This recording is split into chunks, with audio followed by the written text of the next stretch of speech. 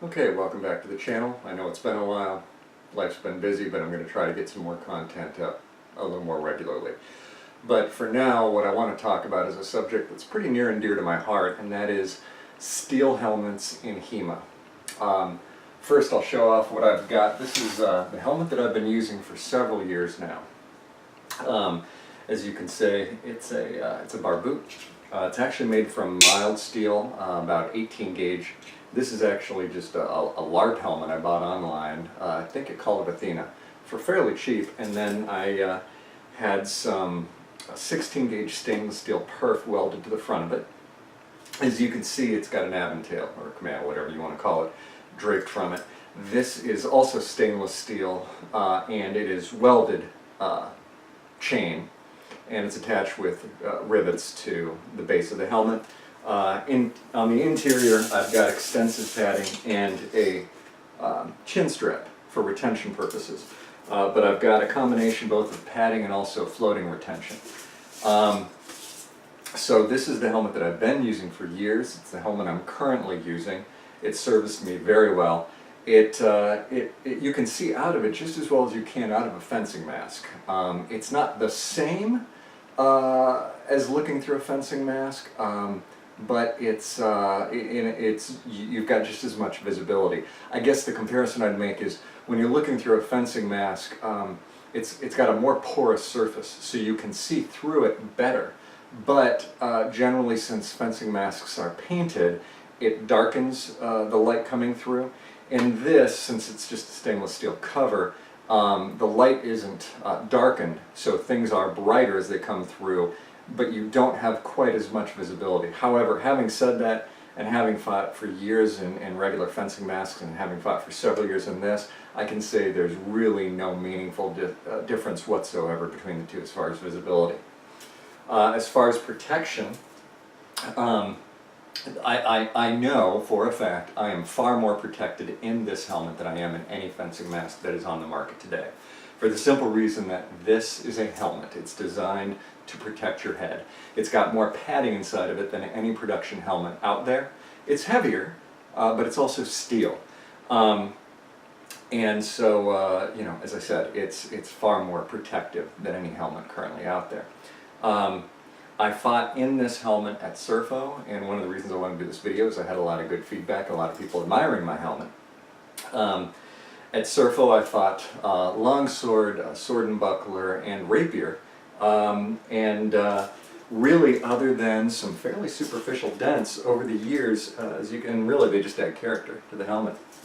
I'll do a close-up picture of the helmet and the dents on it, so that you can see really what I'm dealing with. But I haven't knocked any dents out, I haven't tried to correct it at all, and these are dents that have come from years and years of both HEMA and SCA combat, cut and thrust combat, and rapier. And so that is how protective this has been. It has taken strikes from longswords in HEMA tournaments and has not deformed any more than you're seeing on the surface. In contrast, I fought at Long Point South with a 3-weapon mask, and I'll put a picture up of the dent that was put in that mask. That was caused by a pommel strike to the top of my head. When it hit, I recognized it was a very hard blow, but I had no idea what it had done. It had effectively caved in and ruined that mask. In contrast, I fought for 2 days at Surfo in this mask. Took strikes to the head and was never in any way disconcerted or uncomfortable. I've got another mask that I've received recently that I'm working on, and this is an English Civil War style lobster pot. It is also made from mild steel. I think it's 16 gauge mild steel, and I bought it online from a gentleman who was selling them for about $165, $170, so extremely reasonable. I've begun strapping this helmet with, as you may or may not be able to see, essentially padding from a military helmet that is held in place with Velcro.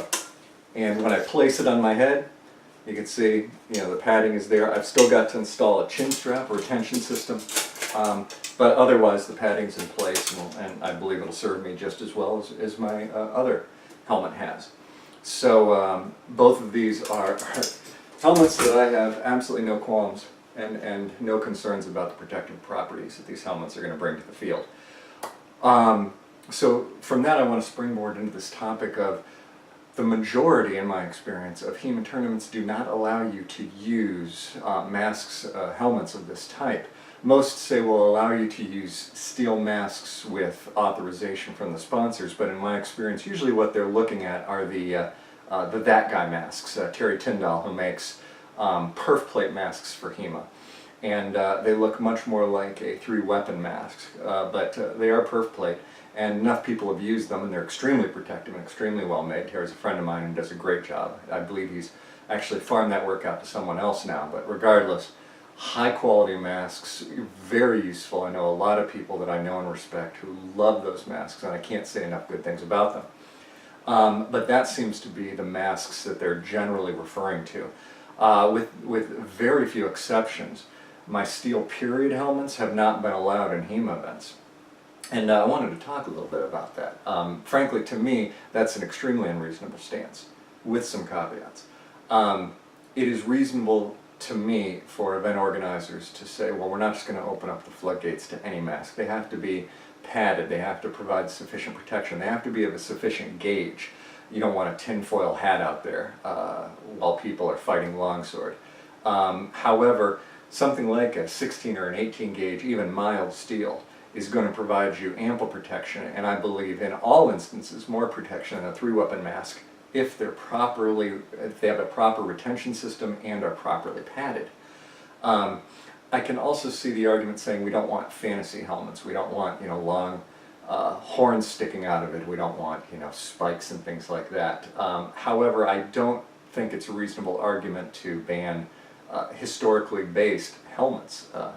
The other argument I've heard in this regard is, well, they're steel masks and we don't want to damage our fetters by striking that mask. Well, our fetters strike each other edge on edge, and while they are blunted, you're going to see a lot more transference of force over a smaller area striking another fetter, blade to blade, than you'll ever see striking one of these masks. That to me is just that's an argument looking for a basis. It's not something that I think is a reasonable position. Likewise, I've heard concerns that, well, if somebody steps in and they might strike their arm on you and hurt their arm.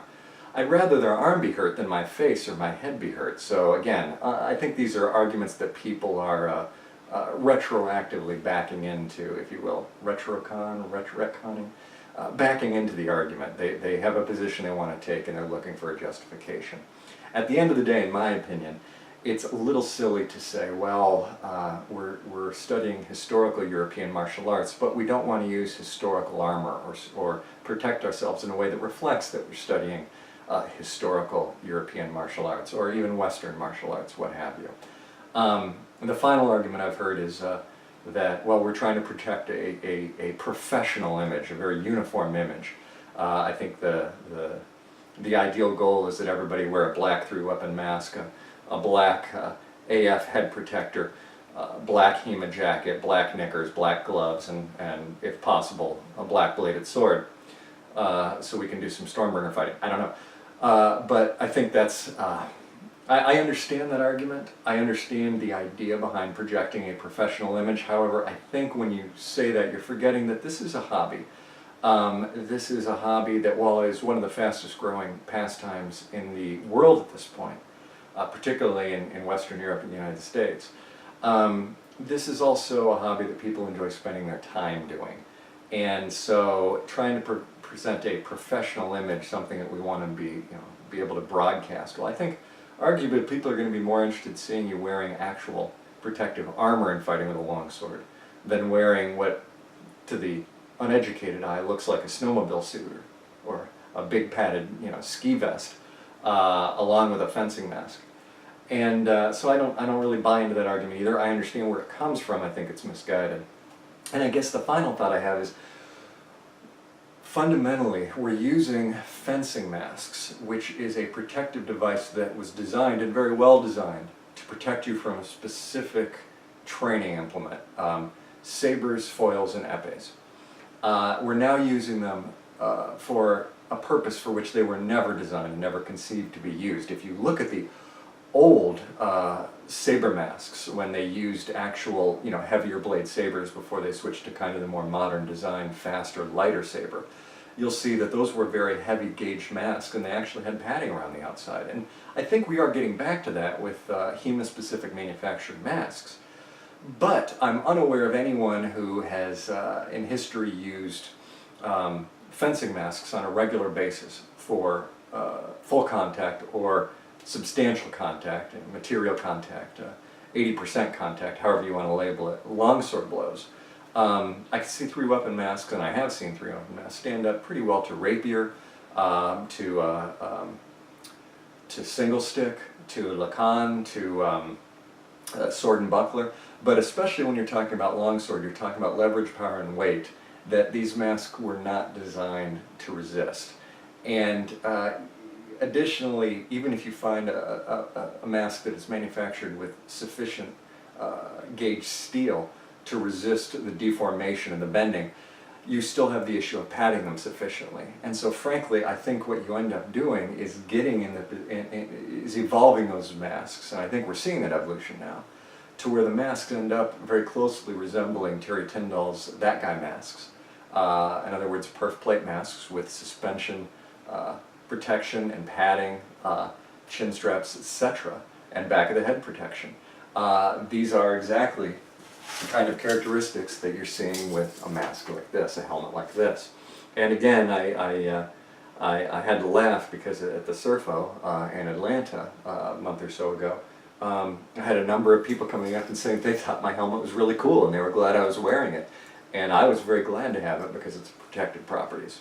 So anyway, to round this up, I do think that these kind of helmets are more protective, or at least as protective as three-weapon masks. I think they're more durable for the purposes of HEMA combat. I think they bring an aesthetic to the fight that people appreciate, and I think we should all appreciate. Frankly, in the long run, they can be more cost efficient, because purchasing that helmet and then kitting it out cost me approximately, maybe slightly more of what a high-end HEMA mask will cost. But I have no doubt in my mind that that mask will never, or that helmet will never need to be replaced. It will never be dented to such a degree that it can't be usable, or couldn't be returned to use by simply banging the inside of it with a hammer and knocking some of those dents out. So that's all I have to say on that subject. If you have any comments or questions, please put them in the comments below. I'll be attempting to follow up fairly shortly with some other issues that came up at Surfo, some things that people were asking me about, and I taught some lessons on how to throw flat snaps and things like that, and talking about some other issues. If there's any other subjects or topics you'd be interested in hearing about or discussing, put them in the comments below. I'll take a look and we'll see if we can get a video out of them. But in the meantime, thanks for tuning in, and I'll see you on the list.